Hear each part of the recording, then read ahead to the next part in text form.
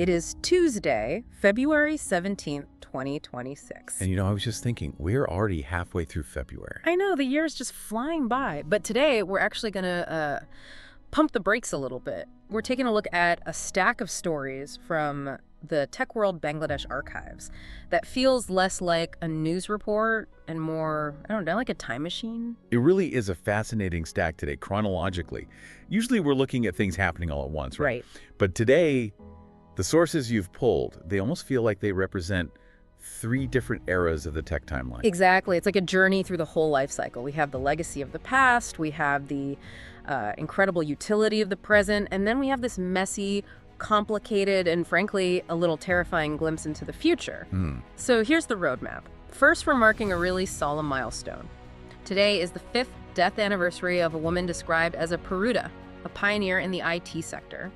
We're going to look at who she was, and maybe more importantly, what the world looked like when she started. Which is a world that I think a lot of our younger listeners might struggle to even imagine. Oh, for sure.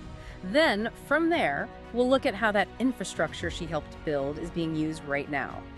We found a list of specific apps designed for Ramadan, and before you think, I don't need a calendar app, trust me, the tech behind this is actually wildly sophisticated. It's a perfect example of integration. It's where code meets culture, really. And finally, we're doing a hard pivot into the Wild West. We're looking at an investigation that's been opened in Ireland. It's about the AI model Grok and the issue of deepfakes. And this one, well, honestly, this one made my skin crawl a little bit. It's the dark side of the coin. If the first story is building the house, and the second is living in it, the third is about realizing someone forgot to put locks on the doors. That is a hauntingly accurate way to put it. So let's jump in. Let's start with that foundation. Today, February 17th, 2026, marks the 5th death anniversary of Luna Shamsuddoha. A name that, in this specific region and this specific sector, carries immense weight. The source material is very, very specific about her accolades. She passed away on this day in 2021. She's described as a successful female entrepreneur and, like I said, a Peruda, or vanguard, in the country's IT sector. Now, pioneer is a word that gets thrown around a lot in tech, Oh, all the time. Everyone with a startup thinks they're a pioneer. But why does that word really matter here? You have to kind of strip away the context of 2026 to get it. We're sitting here today with 6G, cloud-native everything, AI assistants in our pockets.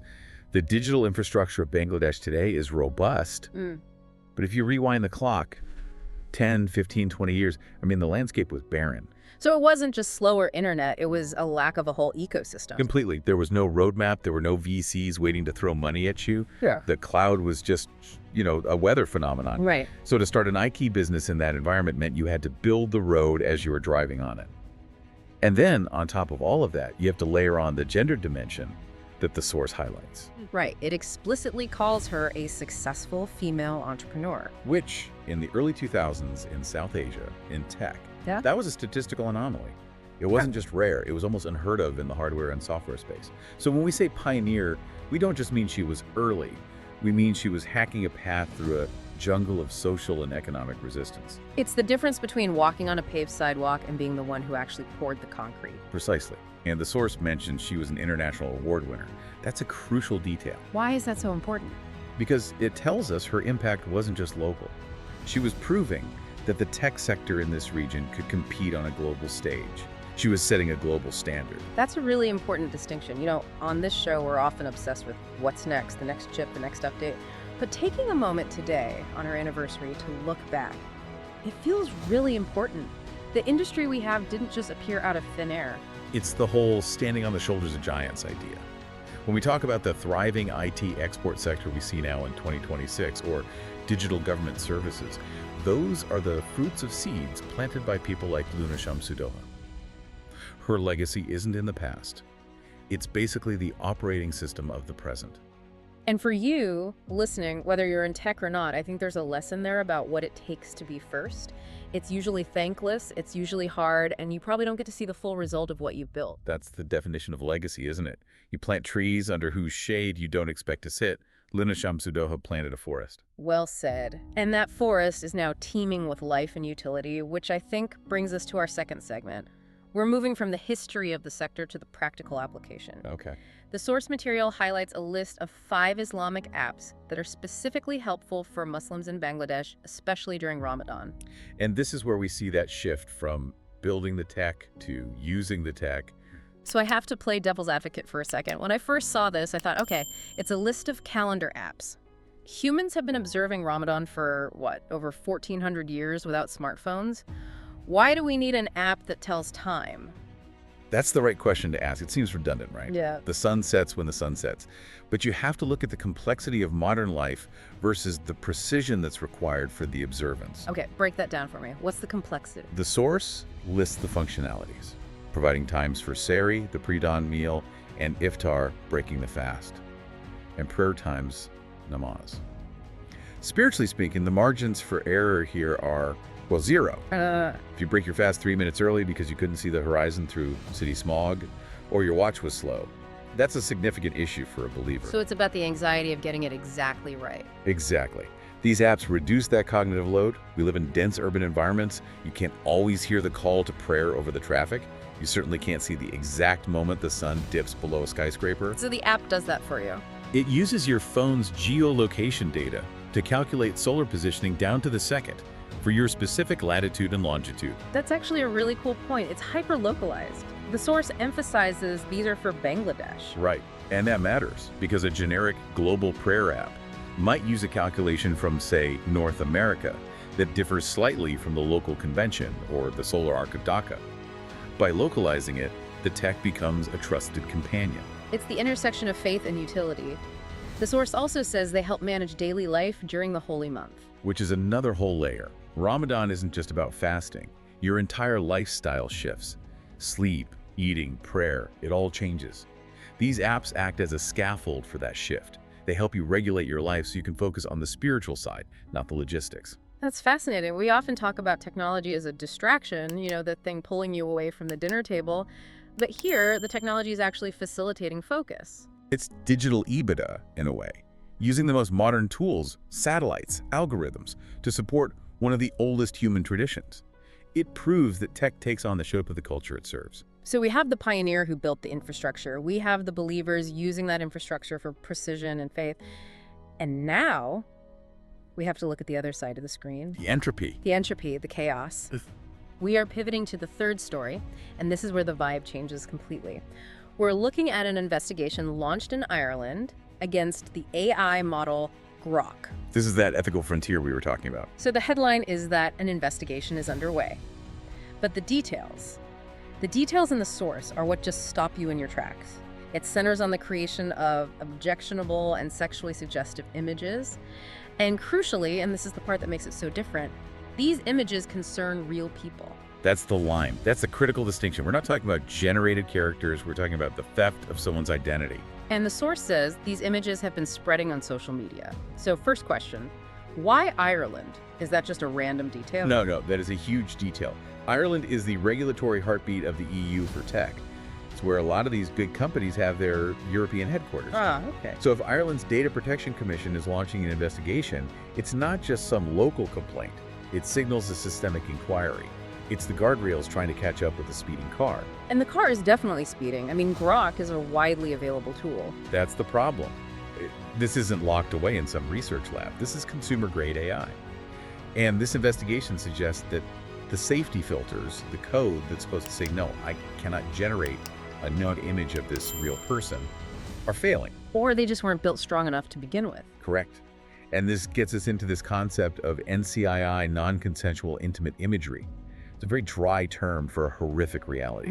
When you can generate a photorealistic image of a real person in a compromising situation, you are stealing their reputation. It's an assault on reality itself.